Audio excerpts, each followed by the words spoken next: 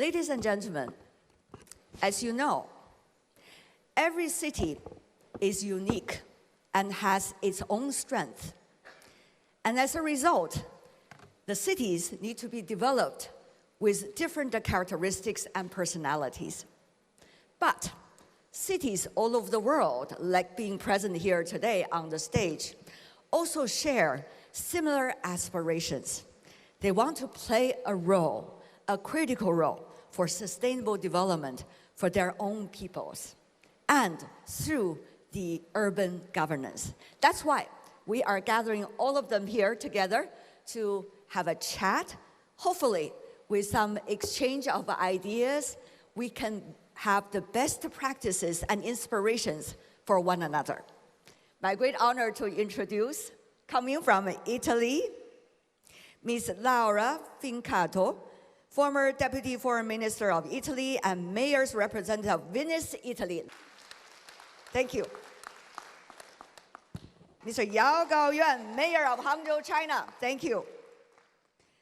Mr. Nectario Varmakis, Governor of Western Greece, from Greece. Thank you so much, sir.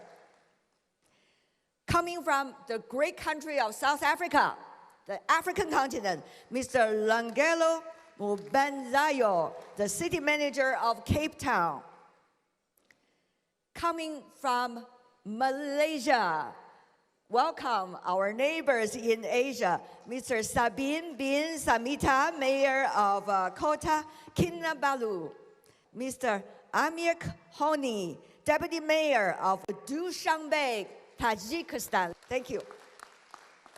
We have all these mayors and governors coming from China, the rest of Asia, Africa, Europe. Wow. What a conversation we are going to have. I would love to have every one of you to use one word or two to describe your city, or in your case, your region. Let's start from the host. 北宋的大诗人 The great poet from North Song Dynasty, who's the mayor of Hangzhou, used a poem to describe Westlake. Be it light or heavy makeup, it's always well suited with the city. So we like to use the very word well suited to describe Hangzhou. First of all, Hangzhou is well suited for living. 8,000 years ago, the Cross Lake Bridge was there. 5,000 years ago, the Liangchu ancient sites and people actually settled here to build a city. So Hangzhou has a history of 8,000 years of human activities and 5,000 years of human civilization. Nowadays, as a megacity, we have 12.52 million people living here happily. So it has been awarded by saying that Hangzhou is paradise on earth, the most happiest city for China. And Hangzhou is well suited for businesses as well. And we have over 2 million market business entities, meaning that every 6 people have an enterprise owner in Hangzhou, and has more than 300 listed companies. In Binjiang district, on average, every square meter, actually we have one listed company. Recent years, we have attracted an average of 350,000 young people under the age of 35 in Hangzhou each year to settle their businesses. For example, people know it very well. A global hit of China's 3A game, Black Myth Wukong, actually was rightly birthed in Hangzhou. The production team is a group of young people from other cities 6 years ago to start a business in Hangzhou. They came to Hangzhou, and the reason is very simple. The Hangzhou is the very place that is well suited for doing businesses and to live here. So they believe that Hangzhou is the right place. So 6 years have passed by. They are now making great success. The inspirational story of Black Myth Wukong tells us that so long as you work really hard, everyone can achieve their dreams. So we are building entrepreneurial myth everywhere. And also the next one has been shared by our Secretary General. So this is a place that people are much willing to stay. Thank you very much, Mayor Yao. Governor, coming from Greece, please. The branding of our region, the name of the region is Western Greece. Western Greece means nothing. However, the branding of our region is one and simple and global. Olympian land, the land where the Olympic Games began, the land where the Olympic flame burns every 4 years, and the land that represents human values that are eternal. That is the land I come from. That is the region of Western Greece. That is the land we're proud of. Land full of proud people, working people, people that are eager to see a brighter future. That's what we're working for. And of course, a land full of contrasts. It's like yin and yang, to speak in the Chinese philosophy. It's like yin and yang, full of contrasts. Mountains, lakes, rivers, coasts, all of these ingredients that make a land competitive and full of occasions of investment of bright future. Have you noticed, I think the competition among mayors are already beginning. Let's go to Mayor of Cape Town, City Manager of Cape Town from South Africa, Mr. Dazayo. Thank you again for the invitation. I can describe the city, or we describe the city as a city of hope, where people can realize their dreams, where they can prosper, where there's diverse culture, and where they are united in diversity. We have a beautiful city that each and every person in the world aspires to visit, and especially our Table Mountain. And everyone is welcome to visit the city of Cape Town. We call it in South Africa, Mother City, because it's the oldest city in South Africa, and also almost oldest city in the world. Thank you. Beautiful. And now let's go to Laura, coming from the city of Venice, please. And we have a great man in common, Marco Polo, who visited Hangzhou and described Hangzhou. So this year, as you know, we celebrate the 700-year passing away. But in any case, I want to speak about Venice today, because Venice celebrates its 1600th anniversary 2 years ago. So a long story, a long birth, because every day Venice has to be rebirthed. It's a history of man, history of lagoon, history of island, history of bridge. And for that, it's now our duty to transform the historic city in a modern city. And I think I could use 2 words to say my idea: water and art. City of water, city of art. That is Venice. That was, that is, and that will be Venice. City of water and art, coming from Venice. Thank you. Let's go to Malaysia, the beautiful city that you are representing, sir, Mr. Mayor.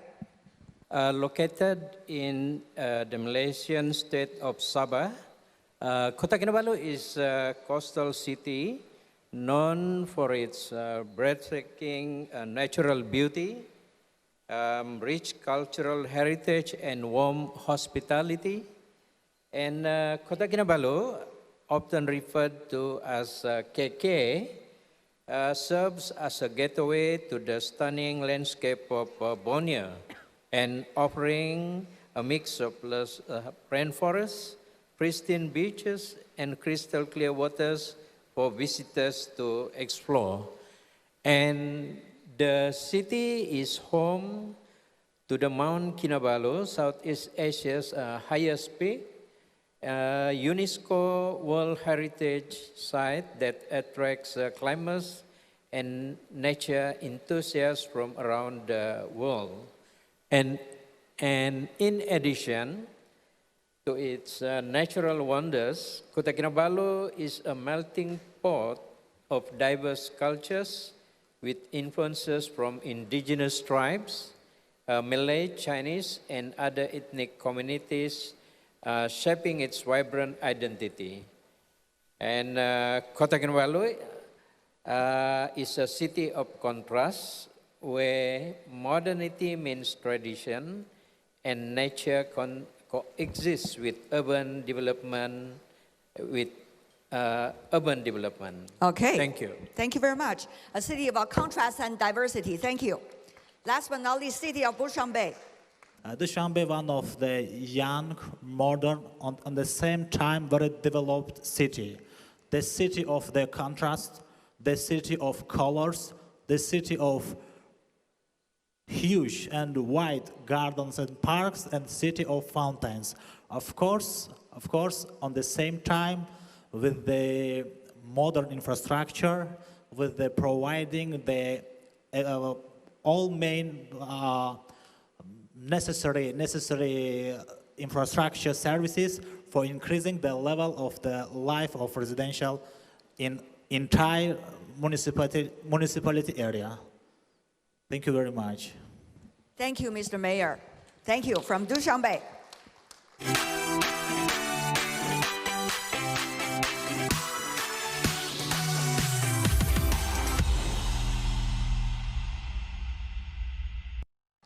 Now let's move on to the real topic today, the urban governance and sustainable development. So, about you, Mr. Mayor, coming from Hangzhou.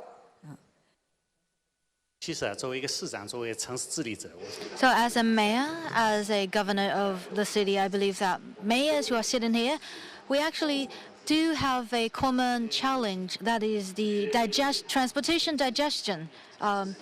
And especially in Hangzhou, the transportation congestion.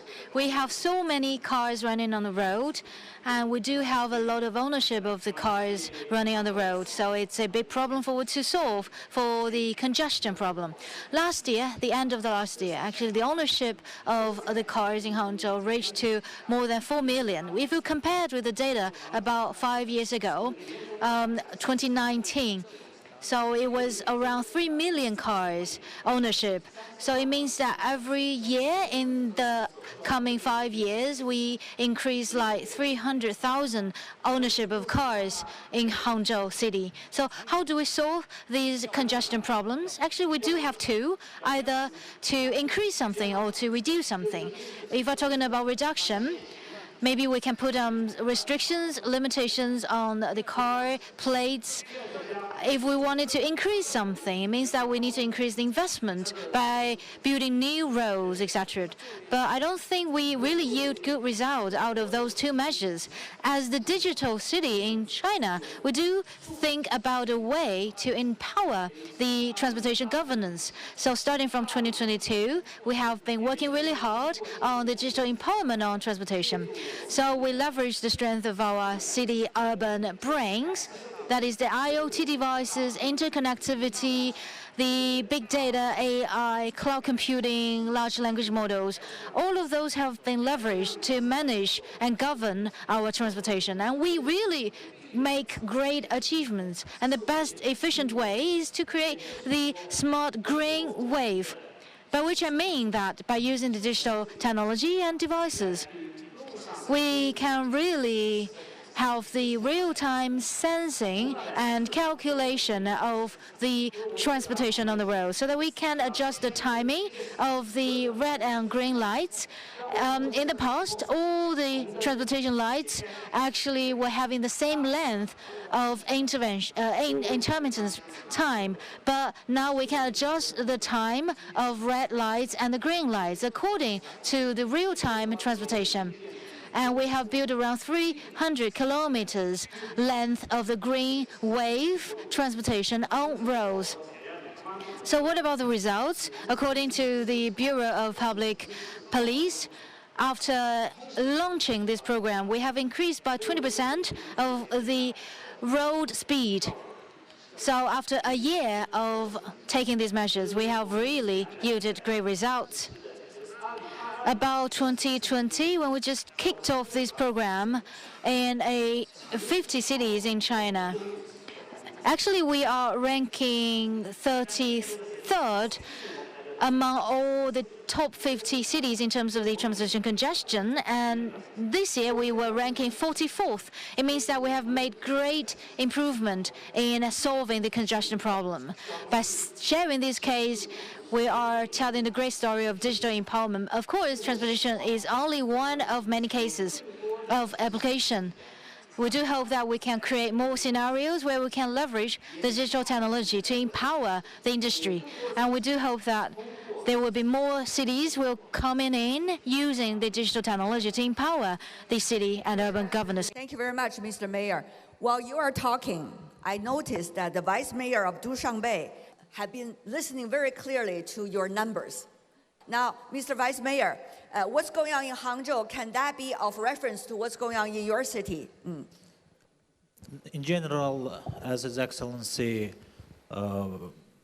mentioned, the problems in all urban areas is very similar to each other.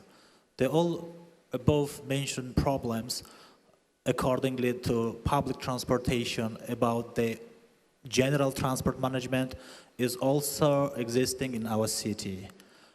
But right now, we are going deeply over the period of the transforming the common engines, the common car to the electric vehicles. But on the same time, we have to install a numerous number of the chargers equipment.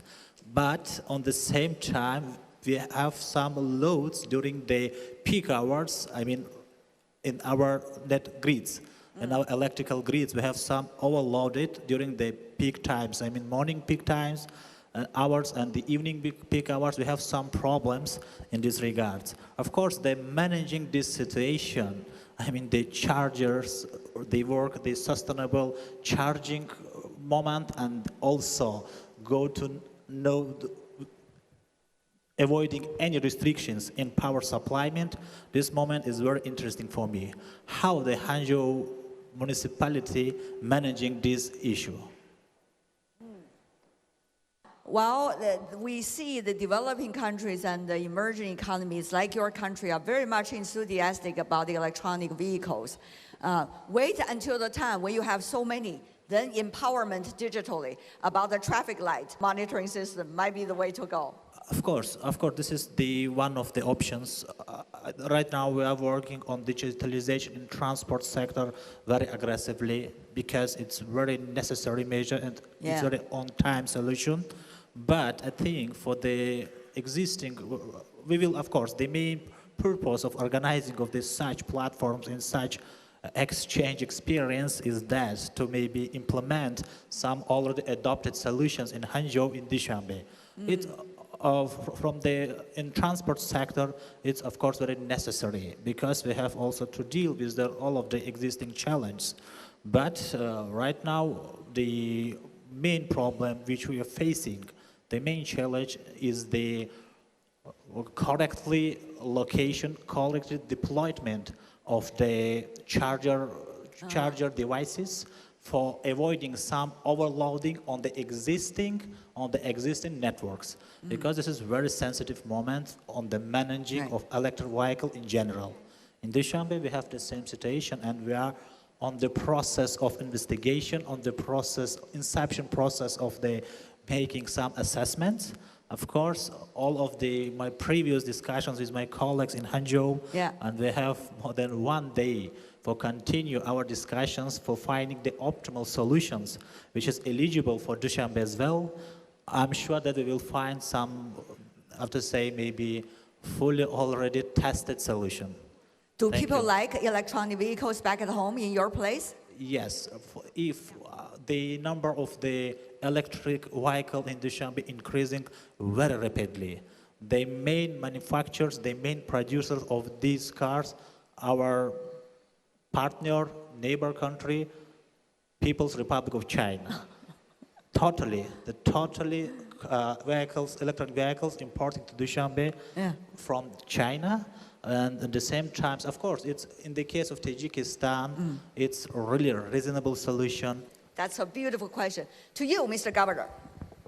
The European Union as a whole, and specifically the region of Western Greece, targeted special funds, European funds, through the Smart Specialization Strategy, RIS3, it is called in the European Union, which is for the current program, has 6 areas of specialization, funds specifically targeted for 6 categories of infrastructure or strategy: materials, construction, agri-food, environment, circular economy, sustainable energy, and digital technologies. 6 actions, 6 strategies that European funding is going for public investment, private investment, mixed investment. And of course, it is not irrelevant to say that Western Greece, our region, and have every reason to boast about it, has been awarded by the European Union as a regional innovation valley, because we have several innovation research centers, and we boast to have the highest ratio of researchers to the population in the whole of the country. And that's something we're very proud of. I'm also proud of that you are bringing to us all this latest information, but I do have a question, if I could, to not only who those already spoken, but also those who are about. We see a lot of detailed plans in your city, but what about the synergies among cities? How can we, make sure it's not just a city in Western Greece, in Europe, but also a world city? How can we make sure it's not just a city in the eastern part of China, but also a world city together? How can we make sure it's not just a city of Dushanbe, though wonderful, but a world city? How can cities, create that synergy? And as a digitalization, because it's supposed to connect us together, in a world that's so divided, how about these mayors? What are you working in order to bring us together? That's why you are here, isn't it? I want to hear from you, Mr. Governor, before I move on to the others. Yes, of course. I think Europe is trying to make synergies. Yeah. IURC was a motive for us to cooperate, to be here and sign an MOU between Hangzhou and the region of Western Greece. It's the first step to cooperate and, of course, to mingle digital technology, culture, tourism, all of this that we're looking for. And of course, Europe is trying to make us, regions inside the Europe, cooperate between each other. We're not there. We're trying to be there, let alone outside Europe. It is a difficult thing to do, and it takes 2 to tango. Everyone must feel the same way to cooperate. Otherwise, I'll be dancing alone. And that's why you're here as an envoy, isn't it? Mr. Mayor? That's why we are here as the city of Cape Town. Because Hangzhou is more advanced than us in technology. And that's why we have these sister city agreements, cooperation. It's because we want to learn how did they make it, so that we don't have to do what they have done and go on a trial and error when someone else is already done it. So it is important for us. These sister city agreements are just not for the people, for us to come and visit Hangzhou or visit Shenzhen. It's exactly for that purpose. We are lagging behind in terms of digitalization in Cape Town. Yes, we are trying our best because the challenges that we have are unique to other countries, because as you know that we are coming from the days of apartheid, so we are in an unequal society. And in terms of the world, organization, they are saying the most unequal society is in South Africa. And exactly those are the challenges now. The resources, if you go to Cape Town, and we have a population, according to census, though it's more than that, it's 4.7 million citizens in Cape Town. I am telling you now, it's only 30% that are contributing to the budget of the city, which means that more than almost 70% of that population is not working. Now it has to be subsidized by those who can afford. And they have to be subsidized by those who can afford. So that it now slows us down in certain things. It is for that reason now we have agreements. We want to learn for those who have done it so that we can quickly get there without going through other hoops.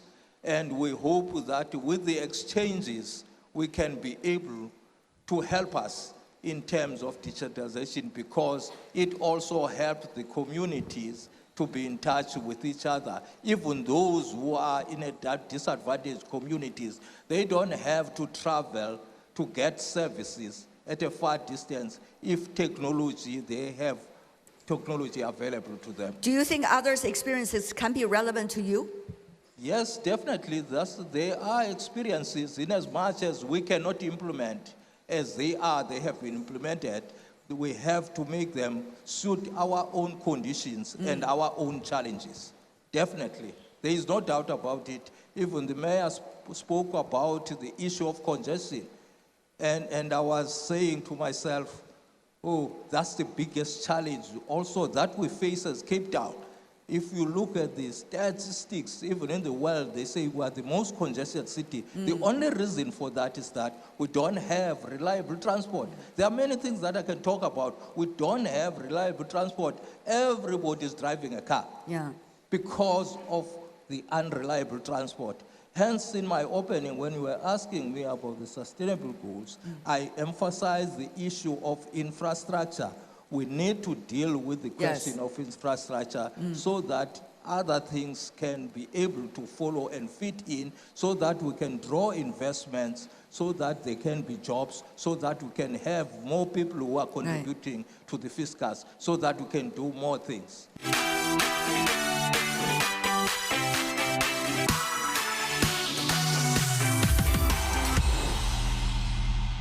Cities come all over the world. I think you are united by challenges, but also solutions, including the regions. Let's go to the others. I see both of you been listening solemnly to your colleagues while they are talking about their challenges and inspirations for one another. Your brief take coming from the city of Venice, please. I agree with my friend from Greece. He spoke about European Union, and it's true. We made a lot of progress in a lot of fields because the aid, the help, the money from Europe to each country. But to be completely sincere, we are not European just now at all. We are countries divided by provinces, divided by cities.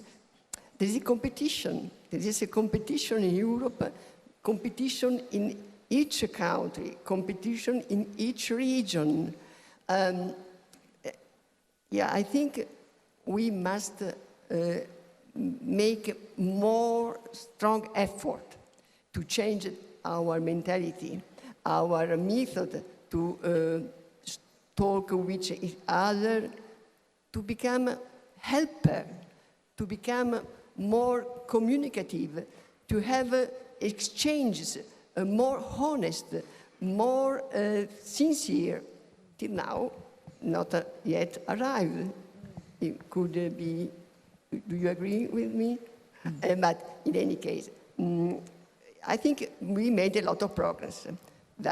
And more is to be changed, could be changed, had to be changed in mentality and in the duty of the governor, the duty to change the governance, because I speak about Italy, we have three levels, the local level, the regional level, and the state level, the government level. And sometimes they don't hear, don't talk, don't agree. And that is the first step we have to afford. Communicate, exchanging opinion. not to be obedient, Yeah. to be equal. Well said. Mr. Governor, very briefly, one sentence or two to respond to your European colleague. There is a motto, think global, act local. Let's look at the other side. Yeah. If we act locally and successfully, we can make an example and make them that think globally, think otherwise. Yes. Bottom up, as they say, right? That's the thing. All right, let's move on to another topic. All of you are very enthusiastic about. Earlier you said sustainable development. Also, I want to start from the city of Venice. You mentioned floods. You mentioned about a city of tourism facing climate change problems. Yeah. Sustainable development is the life and death for you. Yeah, and in this case, I get to say the government made a good job because gave us the money to realize a system that is named MOSE, a system of barrier to the mouth of the lagoon and the port, separating the lagoon from the Adriatic Sea. And in various occasions, we had this system working well to protect the city against the flooding. So this is a first step what was made to defend Venice. But defend Venice every day because it's life every day is in island. Life every day is in the water. Venice was born into a lagoon, not a lake, it's a lagoon. This is exchanging with the sea. So we have to elevate the bank. We have to have care of the river who arrive into the lagoon. The pollution as well. Speaking about the transport, for us the transport are buses, but buses in the water buses, obviously. And the congestion in the canal is awful. The motor is awful. The breeze is awful. The pollution is awful for the water, for the air. And we are 50,000 people living in this island. In the center, there are more in the other island, but in the center, 50,000 people and 30 million tourists. How are you going to deal with it? How are you dealing with it right now?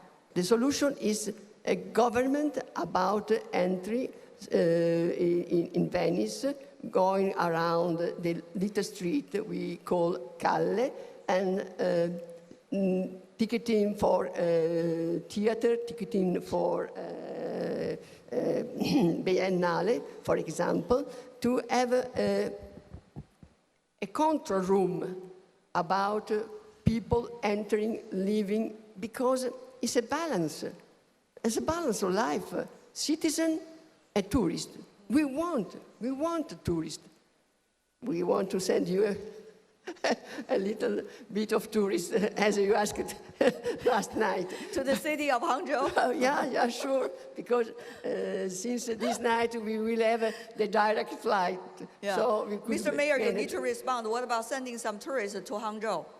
昨天我们威尼斯的市长 Well, yesterday, Ms. Mayor said that her biggest headache is too many tourists. That's why today she talked about pollution, congestion, and she mentioned that last year alone, more than 30 million tourists, and asked me how to address it, and I told her in Hangzhou last year tourists 120 million. So I told her, if too many tourists for you, ask you tourists to visit Hangzhou.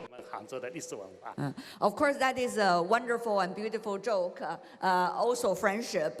But are you going to sending them through the gondola on the river all the way to the Grand Canal here in China. We sent a gondola to Hangzhou in 2013. I visited yesterday. Right. We have another mayor coming from a tourist city called Kota Kinabalu, coming from Malaysia. How are you dealing with that climate change, sustainable development in your city?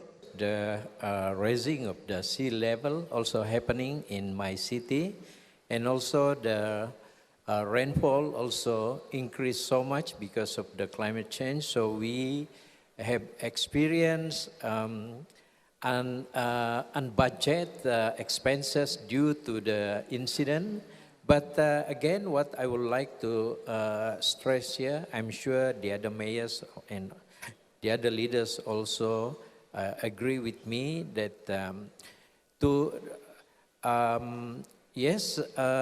technology innovation, having technology innovation is very good, but it boils down to good leadership actually.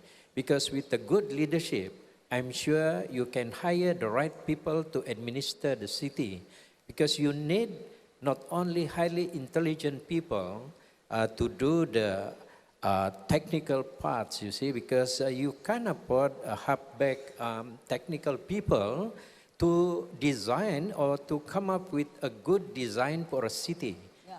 But at the same time, beside the capability in terms of technology and technical, you need them to be human also. So you have to blend it actually. So again, technology, good leadership is very important, addressing like a traffic problem and so on. Whether it's about nature, it is also about people. South Africa, Cape Town, how are you dealing with this green transition you are facing right now? Climate change to us is a reality in Cape Town. I think you'll remember we had a situation 2018, 2019 where we were talking about day zero. We felt climate change then, where we had to do our best to save ourselves from running out of water. And since then, we learned to be climate resilient, energy efficient. In all our programming, we have to make sure that we take into account all the issues that can affect climate change because of the situation in which we are facing. During winter, we know it's a rainy season in Cape Town. We are happy this year we got rain. We don't know whether I'll get it, but once we get rain this season, we know that it will take us through summer and the next winter if it doesn't rain. So we are facing that. In summer, we are facing fires every summer. So we are feeling the climate change. It is for that reason that the city of Cape Town is part of the 40 of the more than 100 global cities in C40 climate. We are part of that. It is exactly that. And we also, as a city, we have cities climate change policy and implementation plans because it is always in our radar. In all our strategies and planning, we factor that in because we are already experiencing it in Cape Town as a city. Let's go to Dushanbe. Tajikistan, Dushanbe as well, by itself is not producing the significant scope of CO2 emissions. But on the same time, we are one of the most affected countries entire the world with the negative impact of climate change. Because, as I mentioned, the level of the last some seasons, we are meeting the dry seasons. In the country where they are producing 98% of the electricity in hydropower plants, it's the big challenge.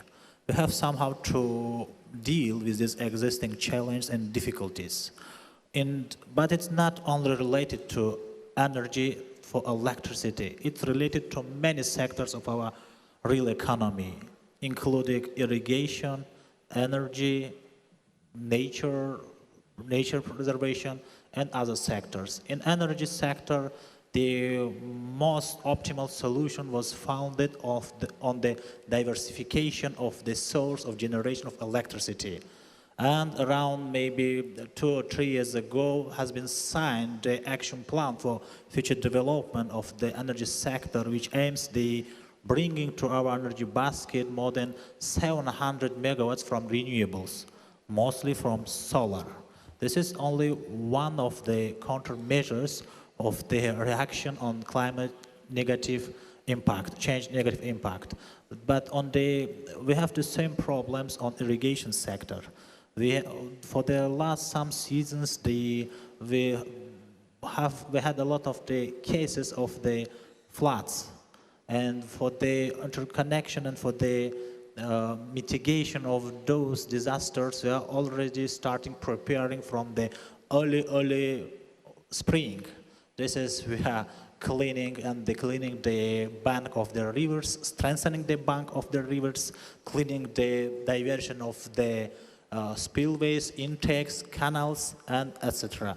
We are doing our best to be resilient, of the negative impact of climate change. But of course, it's difficult. It's time-consuming measures. It's money, fund-consuming measures in some cases. But we are doing our best. We are trying to be ready for all of the negative impacts of climate change. Right. So you are having short-term solutions, but looking at the long-term impact, hopefully that will work. What about from the governor of Western Greece? It's a mega project because it affects all of us. In the region of Western Greece, we have started years ago by decreasing our consumption of regular energy, CO2 emissions, etc.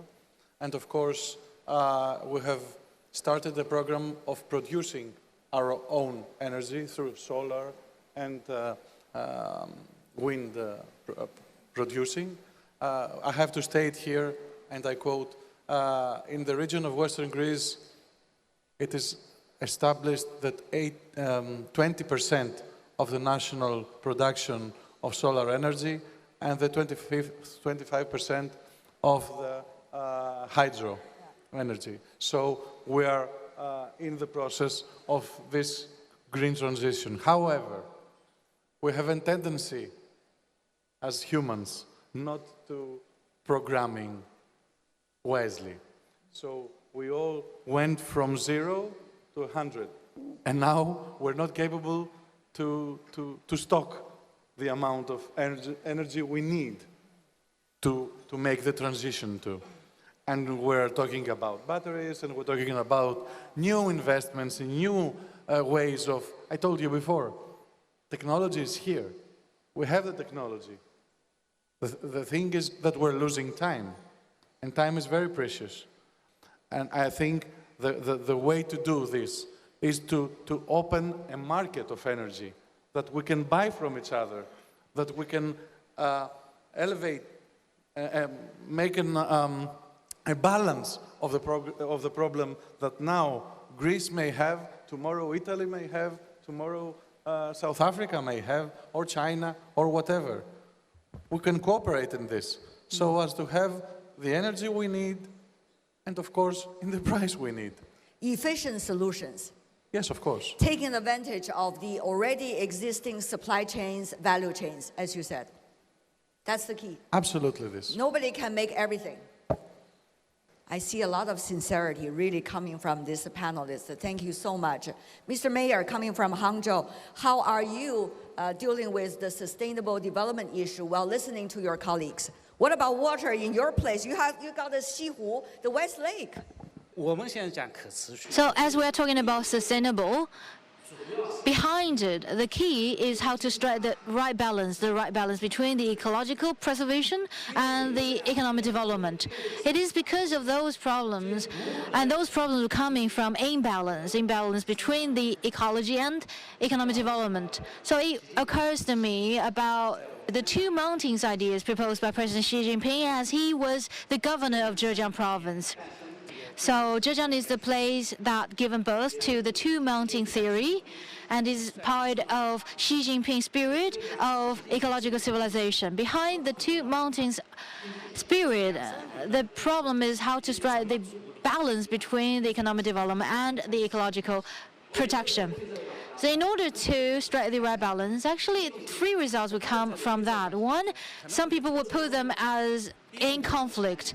That is why, for example, some people will say, well, I would just sacrifice the ecology in developing economy, damaging the environment. Sometimes people will put those two in opposite to each other, in conflict to each other. That is one of the idea. In the past, Hangzhou used to sacrifice the environment, but now no longer. We will no longer do that. And second possible relationship between the two is the coexistence. Those two were working in parallel. So we, on both hands, on the one hand we have the environment, on the other hand we have the economy. So that would be a good relationship between those two. And the third better solution, a better idea between those two is complementary relationship between those two. The green and large mountain and waters shall be the one with great economic value. So the two mountains ideas actually were proposed by President Xi Jinping while he was the Zhejiang governor. And next year we'll celebrate the 20th anniversary of that ideology. So Zhejiang people has really put that idea into practices. And we do believe that that is the truth. The truth has been exemplifying its real strength. As the host put it, that with water, the water speaks a lot about the natural preservation. Give you an study or a case study. The Thousands Lake in Cheng'an in Zhejiang province. Actually, Thousands Lake is the very source of our water resources. We have to leverage such water resources to its optimal value. At the beginning of the 1980s, as we are seeking to preserve the water resources from the Thousands Lake, at that time, we build the industrial park, developing low-end industries, and we have the maritime industry in the Thousands Lake. So to some sense, that has polluted the water resources in Thousands Lake. Of course, it indeed generates huge amount of economic GDP. Around 2000, the GDP from Cheng'an was around 3 million RMB. But that is not enough. That did not suffice to cater for the ecological civilization development. So while President Xi Jinping paid a visit to Cheng'an, he mentioned that we shall leverage the water resources value from Thousands Lake, and he proposed a wording saying that we shall not put the 400,000 people in Cheng'an, put them in a jeopardized position by neglecting what they've got, but sacrificing the water resources. So we shall take two measures. One, develop the environmentally friendly industries. For example, they have introduced non-fuel mineral water industries. For example, last year, the mineral water industry alone has generated more than 9 million taxations. So another approach is actually to leverage the Thousands Lake and to give the full play of its tourism value. So last year, we have been receiving 12 million tourists to Thousands Lake, and Hangzhou alone having permanent residents of around 12 million. So it speaks a lot about how we leverage the resources and give the full play of tourism.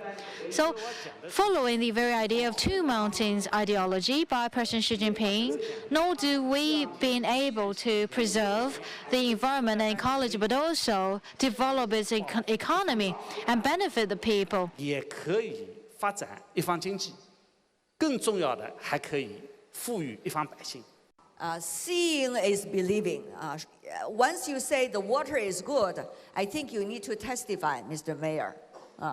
So I see already some wonderful tea making masters are presenting to us the tea coming from Hangzhou. A glass of good water and now a glass of great tea. Yes.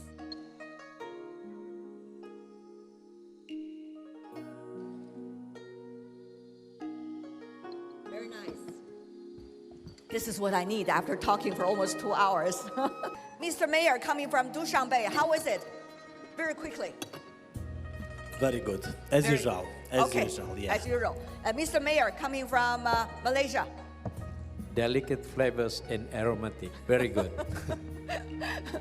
Madam Mayor. Delicate and tasting good, good, good. Yeah, it's very great.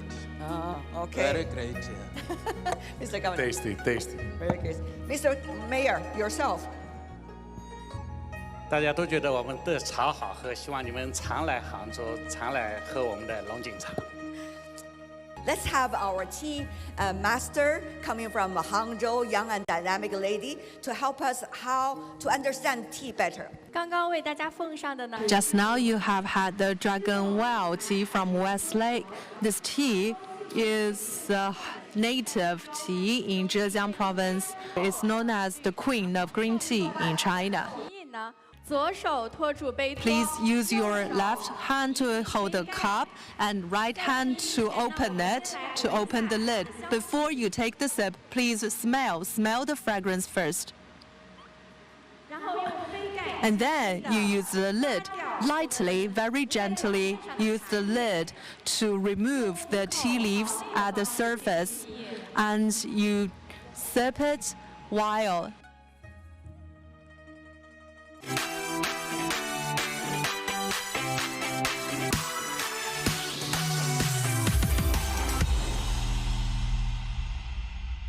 I know you as governors and mayors have questions for one another. If we could do a speed Q&A so that we can have a real interaction among the mayors. Venice was always open, is open, and always will be open. But governing the over-tourism is a problem. Give me some answer about that, please. Who you want to ask to? My colleague from Greece. We don't have over-tourism in Western Greece.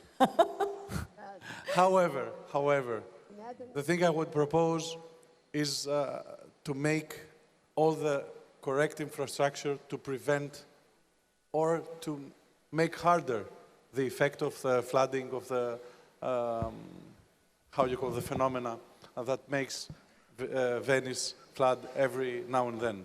Yeah. Infrastructure, I think, is the answer to your question, because, however, Italy gains from Venice's infrastructure. It's not a competitive kind of thing. Mr. Mayor from Hangzhou, you have to answer that question. Madam Mayor already transported all those tourists on the gondola to your city.